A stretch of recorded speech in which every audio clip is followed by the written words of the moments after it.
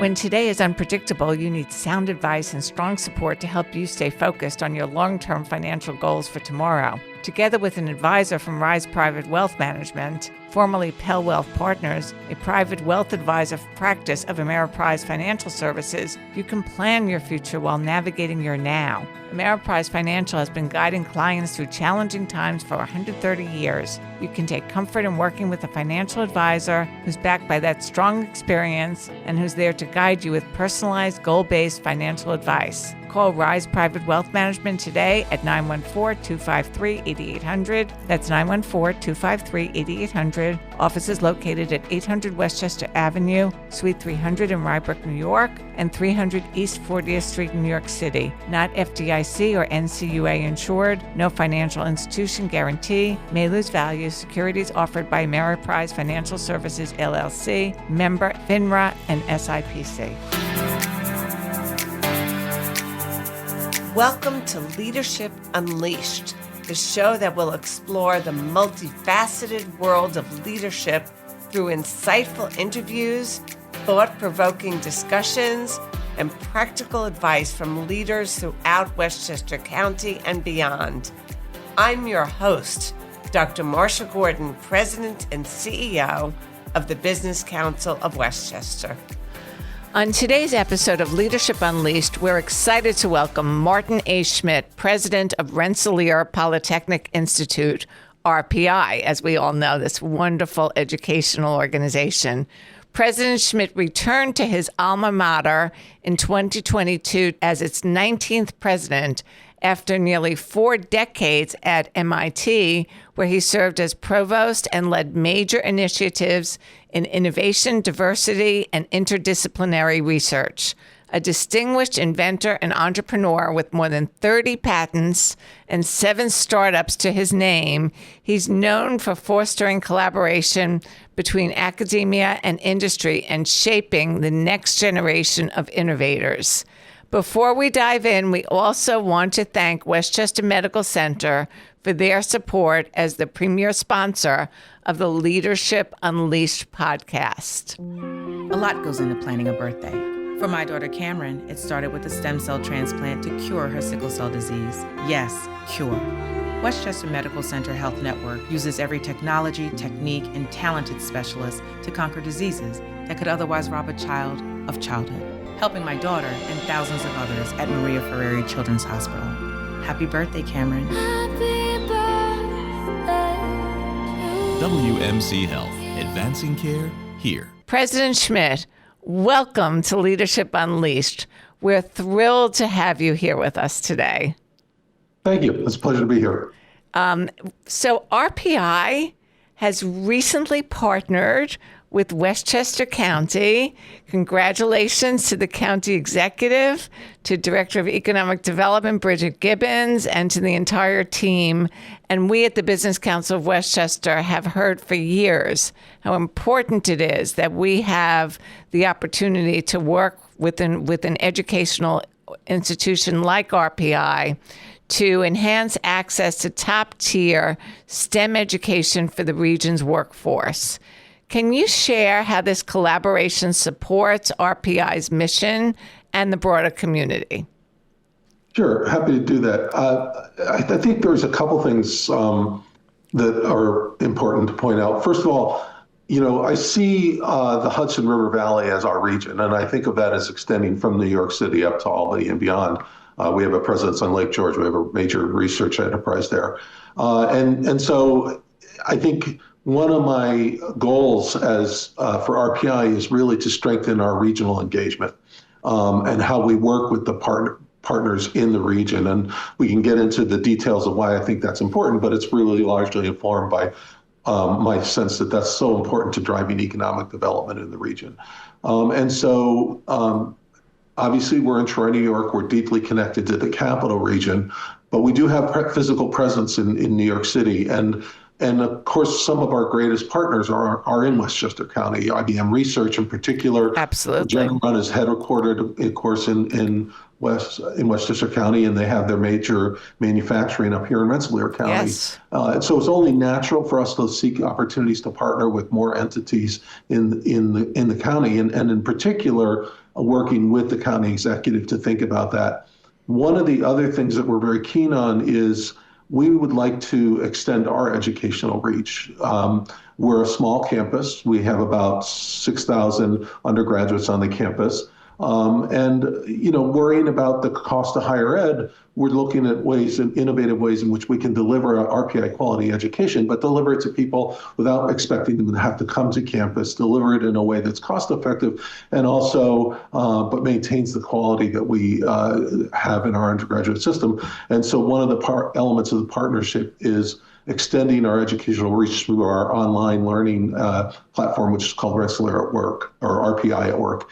It's a very unique model. It's a competency-based model. So as I like to say to people, you don't get a letter grade. You either get an A or an F, which means when you take these courses, you have to demonstrate mastery of the topic. And so that's the first step with Westchester County, is us rolling out courses through that platform for companies that are in Westchester County and employees that are in Westchester County.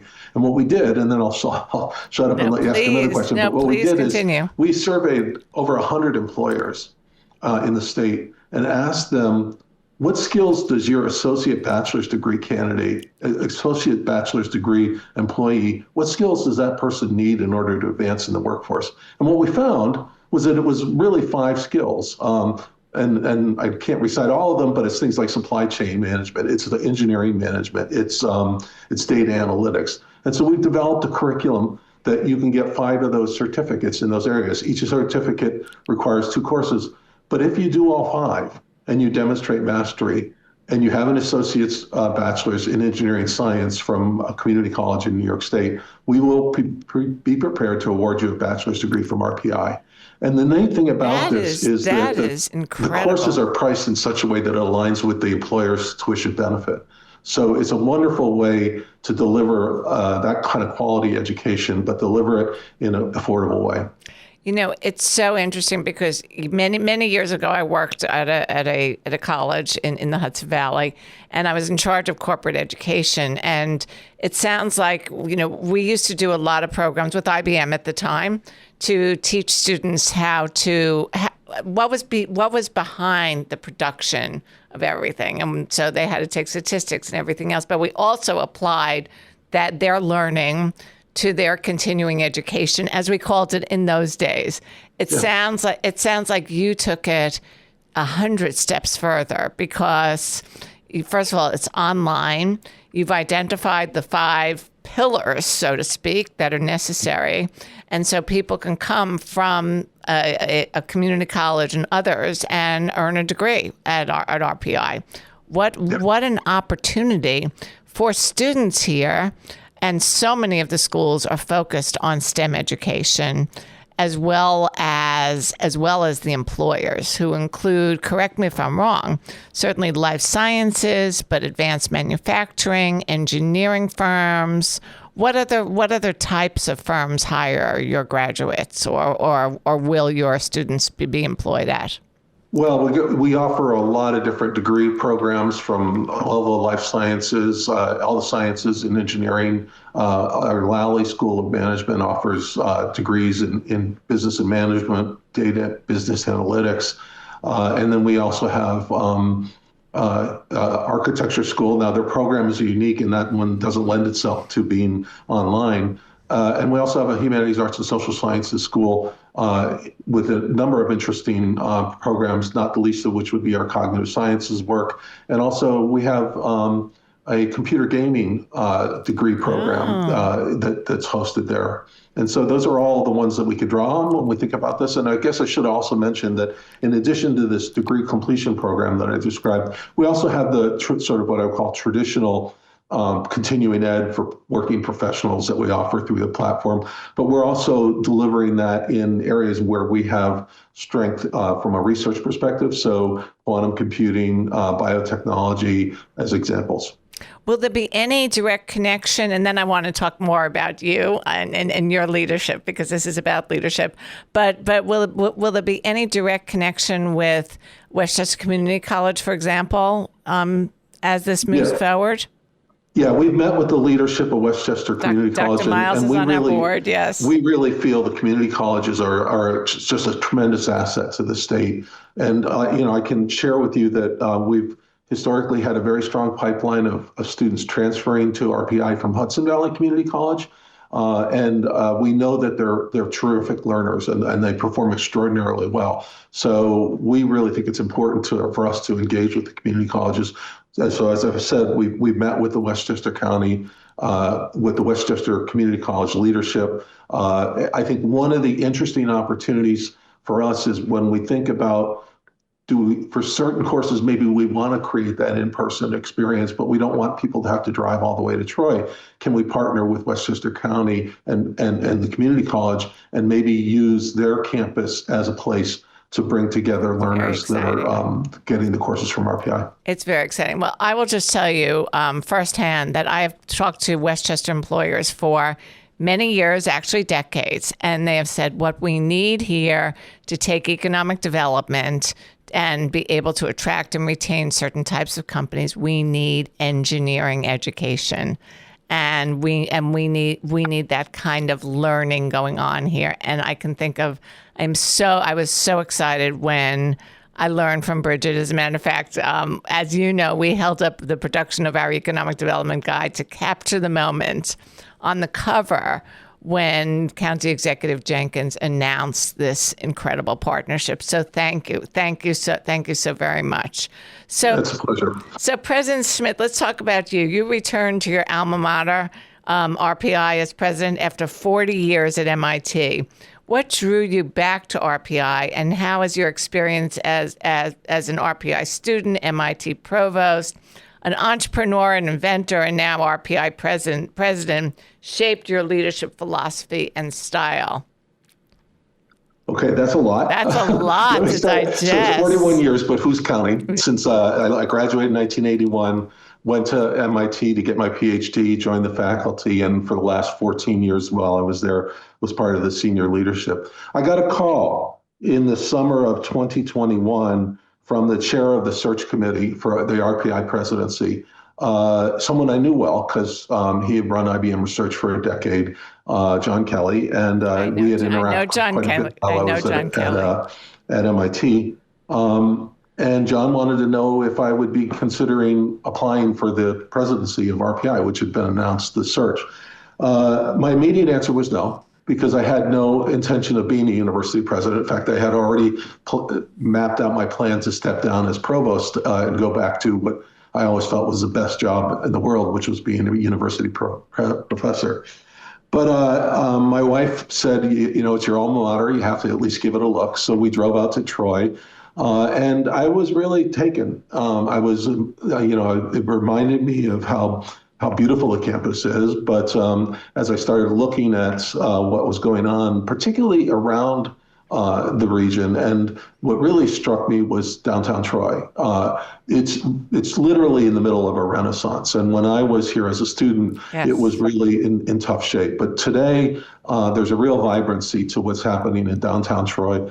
And so taking it all in, I then really started seriously considering this opportunity. And what I realized is, for the last, for 41 years, I had a front row seat to the development of Kendall Square in Cambridge, Massachusetts, which when I arrived there as a student was 7 empty parking lots, 2 abandoned factories, and a diner. And today it's the greatest biotechnology cluster in the world. And I saw what it took to get there. It took institutions like Harvard, MIT, and the research hospitals working together to strengthen the region, to create a whole that's greater than the sum of the parts. And it's my sense that there hasn't been enough of that in this region, where the universities, the medical institutions, and interestingly, there are some companies struggle to think about the long term. But if you're a firm that is deeply committed to a region, for example, if you're Global Foundries and you have $10 billion worth of assets in the ground in a fab, you're not going to pick that up and go to another state because they offer you better tax credits. So you're deeply committed to the region. So what I realized is that if the region starts building the muscle memory to work together, and you identify places where you can either create unfair advantage or leverage unfair advantage, I believe fundamentally you can drive substantial economic growth. And if the region grows economically, that strengthens RPI, because that's what's happened in Kendall Square. And so it was that which really excited me about this opportunity, is that I feel as though, and I should caution that, this kind of thing takes 40 years. Yes. But you have to get started, and you have to build the muscle memory so that when an opportunity comes to you, you think, what can I do with SUNY Albany in this regard? What can I do with Global Foundries? What can I do with Regeneron? So don't just think about me, but think about the region. How do we partner?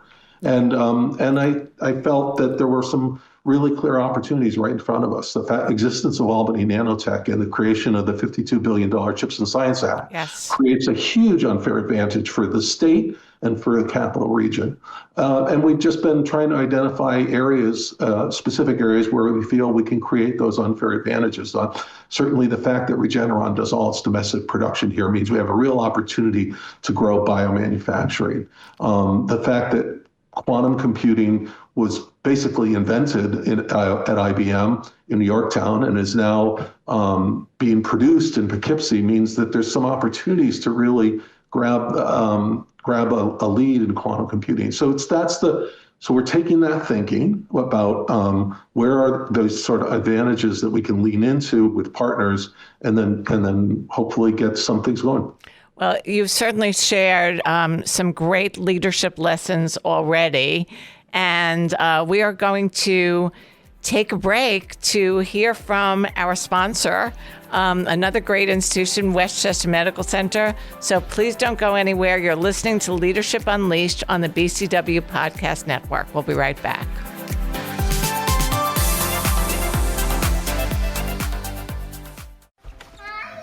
This is the coming home you dream about. But getting here was unimaginable. At 25 weeks, I was hemorrhaging badly, losing amniotic fluid. Fortunately, I was taken to Westchester Medical Center, where they have the most advanced care in the Hudson Valley for high-risk pregnancies and premature babies. And because we were there, now we're here. WMC Health, advancing care here. We're back on the BCW Podcast Network. You're listening to Leadership Unleashed, and we're continuing our conversation with RPI President Martin Schmidt on how RPI is preparing the next generation of innovators and entrepreneurs while shaping the university's future. And we're so pleased that part of that future is going to be right here in Westchester County. So, President Schmidt, we know that RPI graduates go on to create thriving companies who join or lead and lead industries and build their own companies. How does RPI prepare them to succeed? Yeah, great question. And it's interesting because for me, coming back here the first couple of years was a real opportunity to sort of reflect on that. I mean, as a student, you're focused on getting through the system. But coming back, particularly after having been in another institution, I really have been able to understand what is it that's unique about RPI and how does that differentially prepare our graduates. And I'll say a few things. First is the rigor. We have had a flat GPA for the student body for as long as I can tell. So there's no grade inflation here. And the importance of that is most of the students that come to RPI, in the words of one of my distinguished alumni he said to me, when I got to RPI, that was the first time I saw curly grades. And what he meant by that was a B, a C, or a D. So most of our students have never seen anything other than an A. And when they arrive at RPI, they're going to see curly grades. And the reason why they're going to see that is we think they can go to another level academically. But if you're an athlete, you don't get faster by running the same pace every time. You stretch. And so our education is designed to stretch the learner, to get them to go to another level academically. Love that.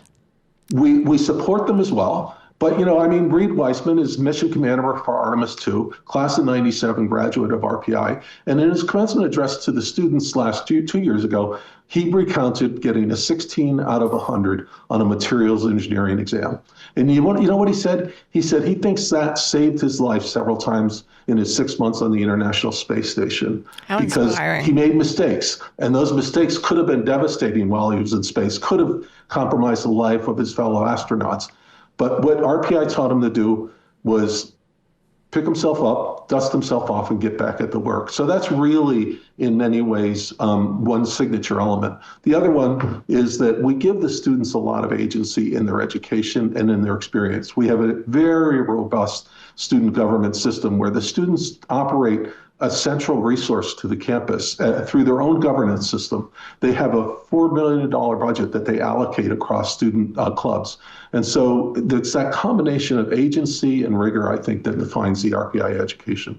That's a great combination. I got a sense of it because I was at the incredible open house that happened here in Westchester in I think it was June.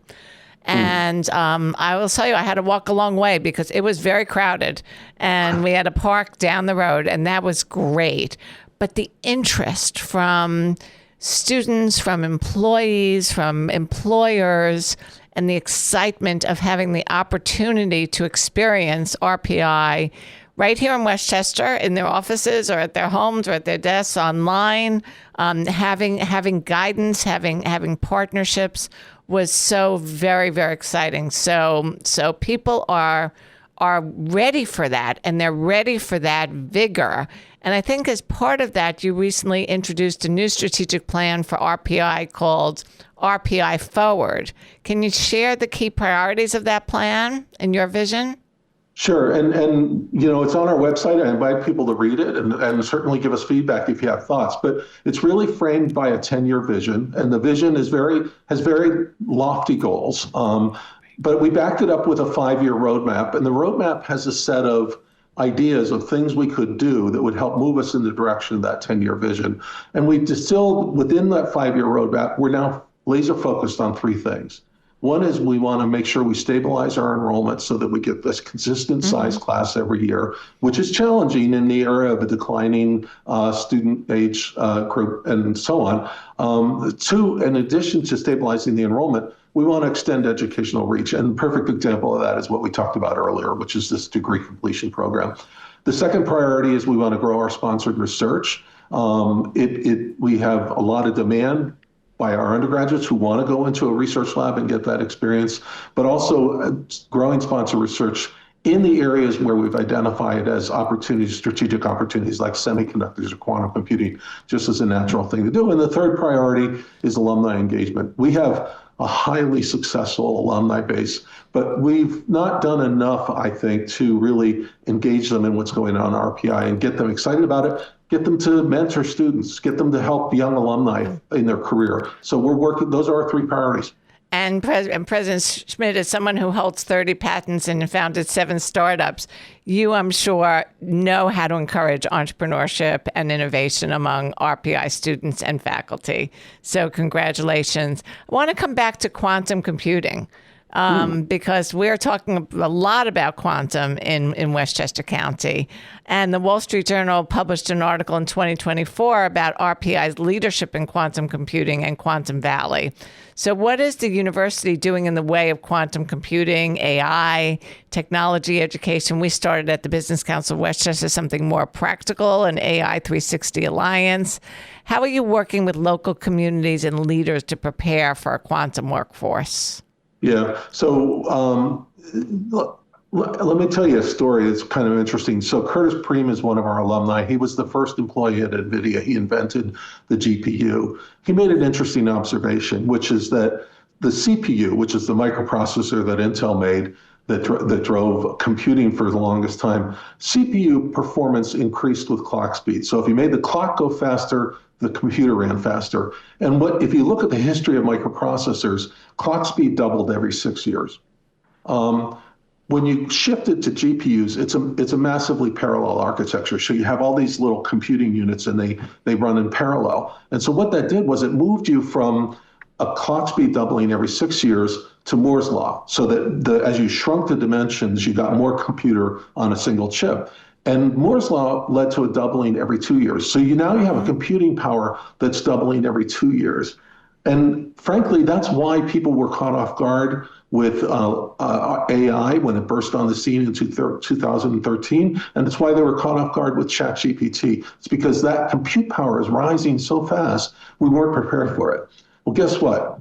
Quantum computing, when you double the number of qubits, you get an exponential rise, which means when IBM or others deliver on a fully error-corrected quantum computer, which IBM's roadmap says it's going to be in 2029, we are going to have in our hands computing power you couldn't have even imagined having. We need to be ready for that moment. And what that means, being ready for it, means we have people skilled in using the quantum computer. How do you write the algorithms to solve the problems? We need to understand what problems is quantum computing going to be good solving. And that's across the entire field. That could be in agriculture, it could be in chemicals, it could be in material science, it could be in modeling financial markets. So we need to be studying where it can be applied so that when we have that amazing compute power in our hands, we're going to transform it. And it's important to me that we do it in New York State. We have an unfair advantage in IBM. We also, by the way, all of the financial institutions in your county have quantum computing experts that are exploring what it's going to do to their businesses. We also have quantum computing companies. There's a company called Seek, I'm sure you met, and they're working on quantum computing also. So we have the opportunity. We have the opportunity to become Quantum Valley. There's a phrase I like to use when you think of Silicon Valley. And but it requires an all of New York State effort, from Manhattan to Albany out to Buffalo. And I think if we can marshal our resources and our commitment, we have the opportunity to capture that economic industry as it emerges. And we're not the only ones that are recognizing this. The state of Illinois has spent almost $1 billion trying to get behind quantum computing. We have greater assets than they do. We just need to invest in those assets. Well, thank you so much for saying that. I join you in being someone who is so high on being a New Yorker in a New York State, and I'm proud to co-chair the Governor's Regional Economic Development Council here in the Mid-Hudson. But what we really have are great organizations that work together. That we have business organizations and educational organizations, and certainly government and healthcare and small business and mid-sized business and global companies and everybody really going in the same direction, because we have great leadership. And we have great leadership in Westchester, we have great leadership in New York State. I know there's great leadership where you are, and you are a great leader, President Schmidt. So we are so honored to have you here on the Business Council of Westchester's podcast network on Leadership Unleashed. We thank you for your commitment. We are here to help you grow and succeed and reach employers and reach students and reach the community. And we thank you. We thank you so very much. This will be the first of many conversations I know we will have. And we want to once again thank Westchester Medical Center for their support, and to our listeners for tuning in. Be sure to check out the BCW Podcast Network's expansive lineup of shows: Leadership Unleashed, What's Trending, Advocacy and Politics Unplugged, The Member Spotlight, and Nonprofit Voices of Impact.